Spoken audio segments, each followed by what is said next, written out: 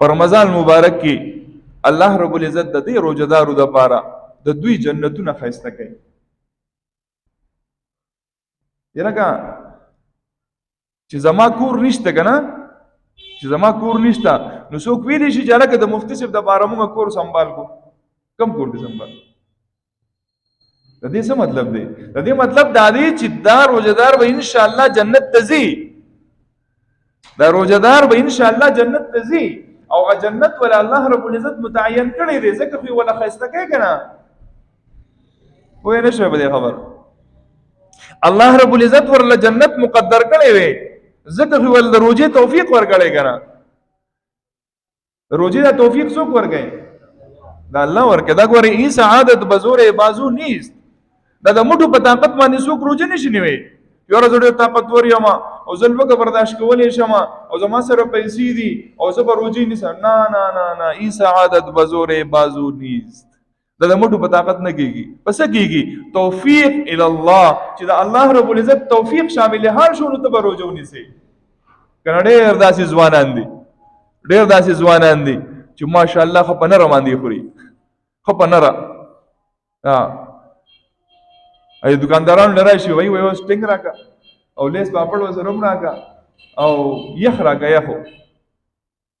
بده موسم کې څومره ښکلی موسم دی، ښایسته موسم دی، او یقینا چې د الله توفیق سره شامل حال نه دی کنه.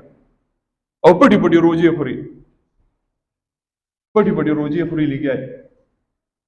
حالانکه الحمدلله زمونږ د پښتنو دا روایت دي چې زمونږ د پښتنو په معاشره کې هندوان هم اوسېږي.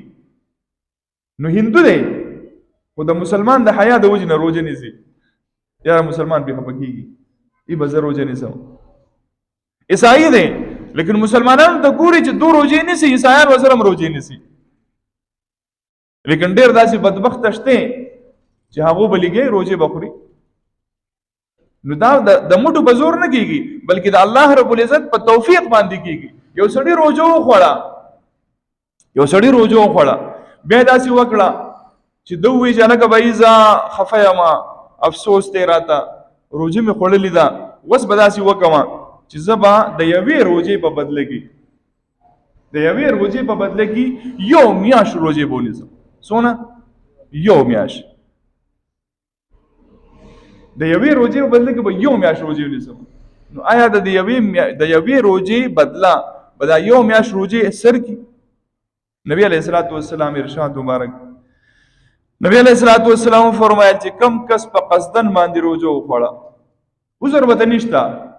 ماشاءالله داسې خلک شته، داسې خلک زموږ په معاشره کې شته، تکلیف وتی، سخت وتی، لیکن وای زه به روزه خپل ساتم. ابروز یو نوجوان ما ته رنګ وکړو، په اپریشن می شوی دی، زه خوشاله شوم. ما ګورای د سره سونه قدر دی د روزي، په اپریشن می کړی دی، اپریشن می کړی دی، خو طاقت را پکشته دا روزه نیوي شم. وای نه سما مې بالکل یې ونیسا، وای ماته شوی خو نه زمانه ده ماته شوی، وای نه سا خپل روزه پوره کا. زه دومره خوشاله شوم، دعا مې وکړه مې الله دې ستا په جذبه کې برکت واچي، الله دې تعالی دې اجر درکړي چې ستا په زړه کې دونه اهمیت دی د رمضان مبارک چې توی چې خیر دی په ما تکلیف دی، اپریشن یې کړی دی، لیکن هغه ځای ولا نشه کړی و کم چې اپریشن کېدو، دوايي ولا مکمل نه ور کړی، یعنی هغه انجکشن وته نه دی والی چې مکمل به هوښ دی، صرف اپریشن یې ولا کړی. د سرسونو زغم وګنه، حالانکه وزر وسره شته، به ما اپریشن کړی دی او دوايي نه خورم او بس جو ایبه جو بیا به ونیسم کنه، حالانکه شریعت ولا اجازه ورکړي، شریعت ته خیر دی بیا به ونیسي. او دی وای نه زما سره غم دی، زما سره فکر دی، زه خپل روزه نشم خرابول.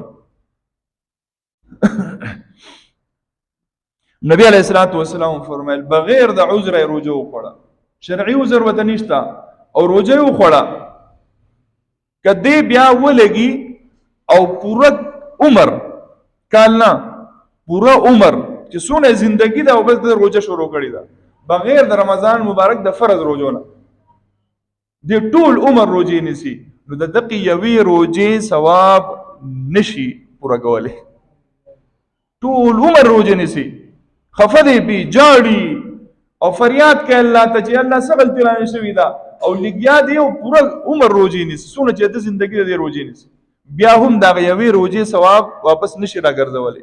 نو دومره لوی دولت، دومره لویه ګټه زه ځان له ولې ضایع کوم؟